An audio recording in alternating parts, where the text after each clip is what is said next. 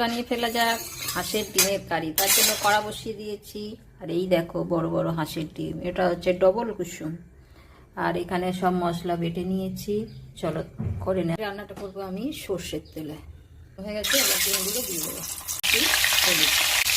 ভালো করে মশলা নিয়ে নিয়েছি, গোলমরিচ, দারচিনি, ছোটো এলাচ, লবঙ্গ, এটা একটু আর মশলাটা দিয়ে দিলাম।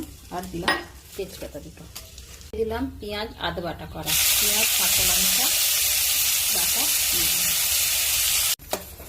দিয়ে দিলাম, রসুন কাঁচা লঙ্কা আদা কুচি, মানে ভাঙা করে দেওয়া।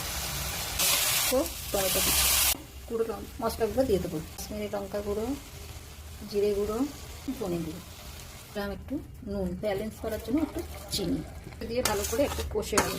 ছাড়তে শুরু করেছে, এবার আমি ডিমগুলো দিয়ে দেবো, একটু ভালো করে কষিয়ে নেবো।